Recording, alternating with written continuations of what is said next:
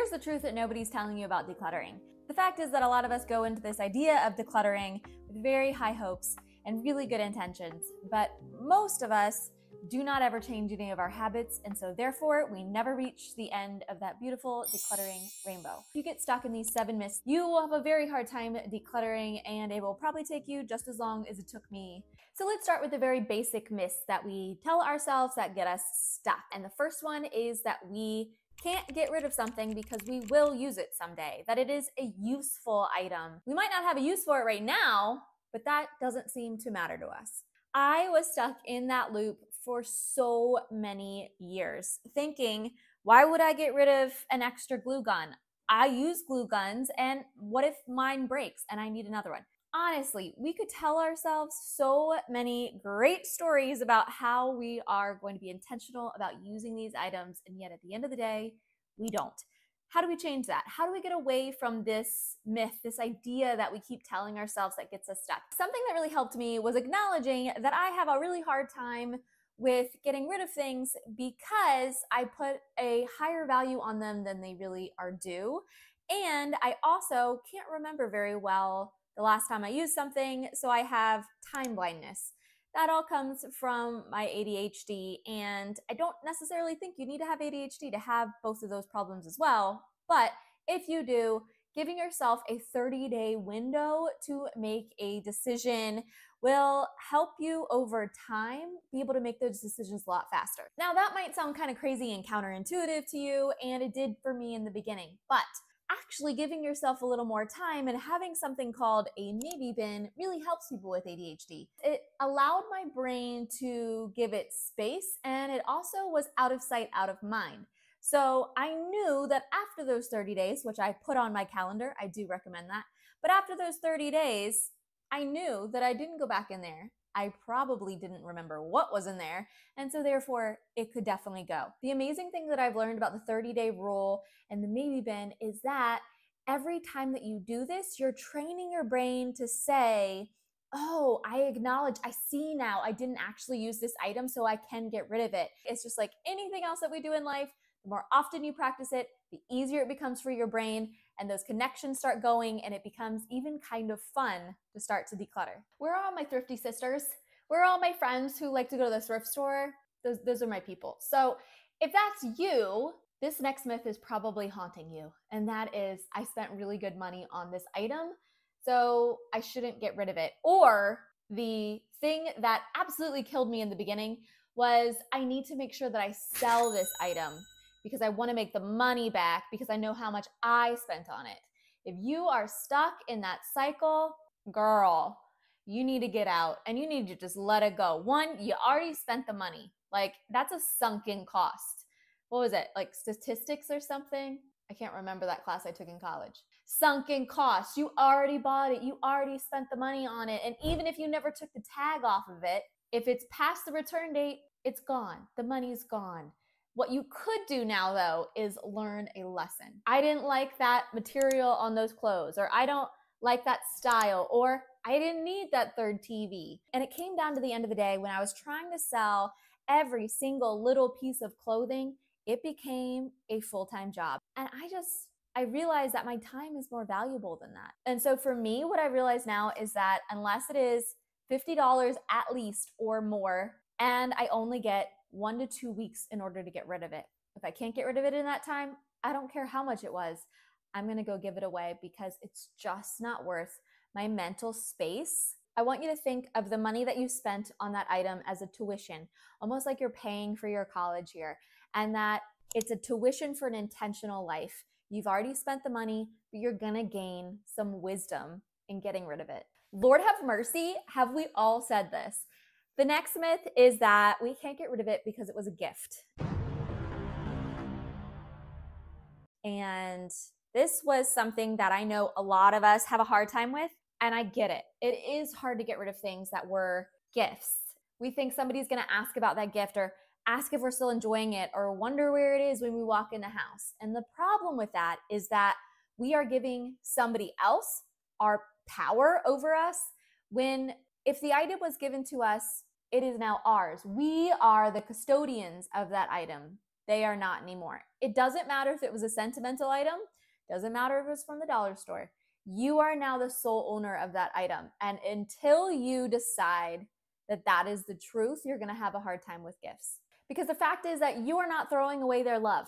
And if they get that upset about you getting rid of a gift that they gave you, and that's the only way that they know how to show you love, that's a them problem. And it's not that you have to be cold-hearted or mean towards them. No, the fact is that you could say, I really appreciate, your sign of love here. I appreciate your gift, but I found a better home for it. Fact is that I couldn't enjoy it in the same way, but I really appreciate your gift. That's all it has to be, right? We are the custodians of our house. We are the treasure keepers here. And until we start realizing that and realizing that things do not hold love, we will have a really hard time with getting rid of gifts. If you are enjoying learning about minimalism and you want to join a very supportive community here, then please subscribe, but also throw a heart emoji down below if you're already in this community decluttering with us, because it makes me very much smile when I see them. But the next one is decluttering takes up too much time. Time keep on slipping into the future. Any of my ADHD sisters in this group will know that we are queens of procrastination, and I procrastinated so hard on this. And what I did realize that there had to be a compromise here. I didn't have time to declutter every day. I didn't have time to declutter for hours at a time, even most weeks or months. What I did have is 5 to 10 minutes. I did have that. And I think that was the same excuse that I used for working out, which I'm honestly still working on that as well. But we say to ourselves so often, oh, I don't have time for this, but you have time for things that you make a priority, right? Do you sit down at the end of the night and read a book for an hour or watch your favorite shows and watch a series of like 3 or 4 Alones in Australia? Has anyone seen that show?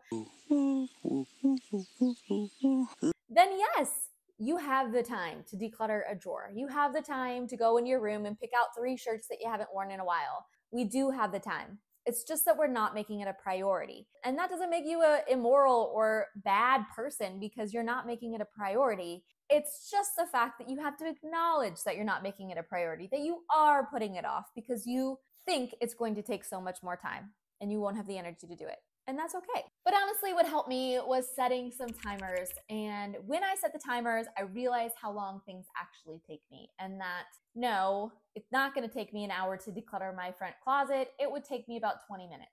And what I will say about decluttering is that, yes, it does take a little bit longer in the beginning. But that's because you haven't learned how to make quick decisions about your things. The more you practice, the easier it does become. Those questions can be answered a lot easier and faster. You'll be amazed by how much you can actually get done in 5 minutes.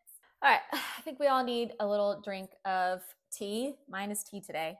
Grab your drink. But this next one, I want to have a little story time with. I recently went over to my mom's house and we went through our old pictures and paperwork, things from her childhood, even my grandma's childhood and my childhood, and started getting rid of things. I think she was pretty amazed by how little I actually wanted to keep. And at the end of the night, I had like a handful of things that I ended up taking home, but the majority of them went right out the door. So the next myth is that we have to keep all of these things because our kids are going to want them one day. And as a mom myself, my daughter is a very sentimental little person and loves to look at the things from our childhood. So it's nice to have a few things for her to see, you know, what I look like and my husband looked like when we were little. But does she need books and books and books? No, she's very happy with the amount we have. And I do feel like a lot of us get in this mindset where we put this guilt on ourselves if we end up getting rid of any of our kids' stuff, because what if they do want it one day? I guess, have you ever heard, you know, the fact that you're worrying about being a good parent means that you're a good parent, because bad parents don't take the time to worry, right? So it's not wrong that you're worrying about keeping all of these things. It's just acknowledging that we all have a limit. So whatever your limit happens to be, if you make it a box or 2 boxes, or you want to put it all in a binder, then that's great. But just give yourself a boundary for it. And if you hit the boundary and you don't have any more space, then go through it and get rid of the things that don't immediately bring back the memories. Because I guarantee, even though my daughter is only 7, I went through recently through her old pictures, and most of them that I ended up keeping, I had really very little memory about why I kept them or the importance of them. But there were a few that still sparked a lot of those happy, joyful memories. And those are the ones that I hung on to. And I got rid of the other ones. Having a limit and a boundary is healthy. And it shows your kids that the legacy that you lead, your life, is not about things. It's about those moments that you cherished with each other, those experiences you had, those laughs that you had, the memories. But it's not in our things. This next one, I would love to know if you have ever struggled with this when you're decluttering, and that is thinking that you need something to fit every problem or task you might have. You need the perfect solution. And it really all comes down to the fact that whether you're on social media or you're watching a commercial, what is our society always telling us? There is an easy solution for every problem. If you only had this one perfect solution, your life would be so easy. Why are you struggling when you could have this one chopper that could chop your cucumbers just right and you wouldn't have to use a knife anymore? You would have this one tool for your cucumbers. And we get stuck in this cycle thinking that they will make our life easier. And I'm not saying they're not. There are a few gadgets that I really enjoy having. But the fact is, when you have a gadget or fix for everything, then you can't find what you need a lot. And your house will be really, really full. I am so lucky to still have my grandma around. What I've learned from listening to many of her stories is that they just had less back then. Less clothing, less gadgets, less things in their home. And amazingly, they still survive. And so it just reminds me, one, we are so lucky and privileged to have all of these things that do fix our problems. But at the same time, the more things that we buy, what we're not realizing is that a lot of times we're just buying another problem. The thing is going to break. We're going to have to find a place to put it. We're going to have to try and remember where we put it.